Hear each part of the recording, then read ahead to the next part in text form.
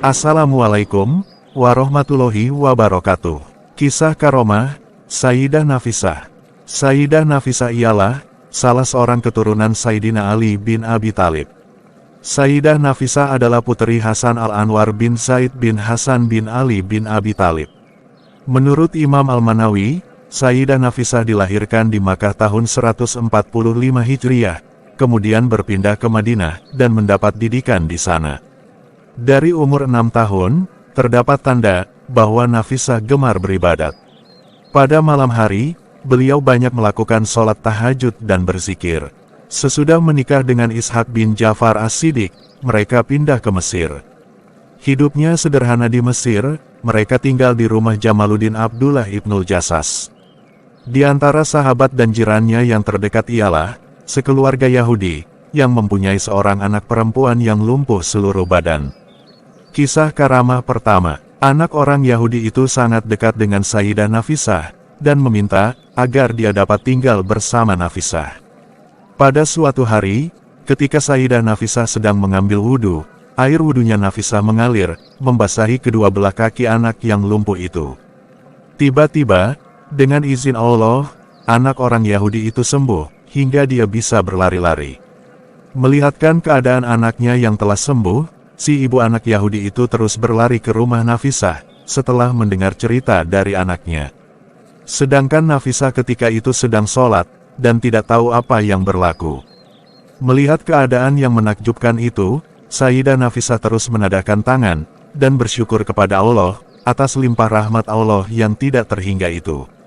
Ketika suami wanita itu kembali ke rumahnya, dan melihat karamah Sayyidah Nafisah, dia pun berkata, "Ya Tuhan, Maha Suci Engkau yang memberi petunjuk, atau menyesatkan siapa yang Engkau kehendaki. Demi Allah agama Nafisah adalah agama yang benar." Akhirnya keluarga Yahudi itu memeluk Islam, dengan berkat karamah Sayyidah Nafisah. Karamah kedua, diriwayatkan bahwa ada seorang lelaki Muslim, menikahi wanita Kristen. Mereka mendapat anak lelaki, ketika mengembara, anak lelaki-lelaki Muslim itu ditahan oleh musuh. Si ibu sangat sayang pada anaknya, lalu menangis siang malam meminta di gereja, tetapi tidak bisa menyelamatkan anaknya dari musuh. Hampir dia putus asa, akhirnya, dia teringat nama Sayyidah Nafisah yang sering didengarnya dari kawan-kawannya. Lalu dia meminta suaminya, mendatangi Sayyidah Nafisah memintakan pertolongan Allah. Pada malam itu, mereka mendengar pintu rumah mereka diketuk dari luar. Ketika dibuka, dia melihat siapa yang mengetuk pintu, lalu terperanjat melihat anaknya, dan berpelukan dan mengalirkan air mata gembira. Ketika ditanya, anak lelaki wanita itu menyatakan bahwa dia tidak melihat apa-apa kecuali merasa ada tangan menyentuh tangannya yang dirantai. Kemudian dia mendengar suara orang berkata, "Lepaskan belenggu, karena Sayyidah Nafisah sudi memberikan pertolongan pada orang ini." Sebentar kemudian saya sudah berdiri di hadapan pintu rumah ini. Akhirnya wanita Kristian itu memeluk Islam dengan rela hati. Karamah ketiga, pada suatu hari, ketika Mesir diperintah oleh seorang raja yang zalim. Dia suka menyiksa orang yang dicurigai sebagai musuhnya. Datang seorang lelaki meminta pertolongan kepada Sayyidah Nafisah, karena dia dicari raja untuk disiksa. Sayyidah Nafisah berdoa dan berkata, "Pergilah, semoga orang yang ingin menzalimi kamu tidak melihat kamu." Bila lelaki itu dihadapkan kepada raja, raja itu bertanya kepada pengawal, "Mana orang kamu bawa itu?" Pengawal menjawab, "Dia ada berdiri di hadapan tuanku." Raja berkata dengan marah, "Tapi mengapa aku tidak melihatnya?" Pengawal itu menyatakan bahwa orang itu telah meminta pertolongan Sayyidah Nafisah sebelum dibawa menghadapnya. Penjelasan itu telah menimbulkan keinsafan pada raja, dan kezalimannya telah mendapat kutukan dari Allah, dan kesannya ditunjukkan melalui karamah Sayyidah Nafisah. Raja pun memerintahkan agar orang itu dibebaskan, dan diberikan uang 100 dirham, dan 100 dirham lagi diberikan juga kepada Sayyidah Nafisah. Tetapi Sayyidah Nafisah tidak mengambil sedikit pun uang hadiah itu, malah uang itu disedekahkan kepada fakir dan miskin semuanya. Karamah keempat, Syekh Al-Azhari dalam kitabnya Al-Kawakib As-Sayyarah, menceritakan bahwa ada seorang wanita janda yang mencari rezeki dengan menenun kain. Seminggu sekali dia akan menjual kain itu di pasar, dan hasilnya digunakan untuk belanja selama seminggu. Ketika dia sedang membawa kain tenunan untuk dijual di pasar, tiba-tiba seekor burung besar menyambar kainnya terbang ke udara.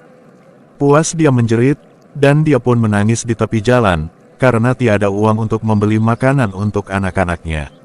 Ada seorang yang kasihan melihat nasib yang menimpa wanita janda itu, lalu dia menasihati wanita itu, agar pergi menemui Sayyidah Nafisah dan meminta pertolongannya.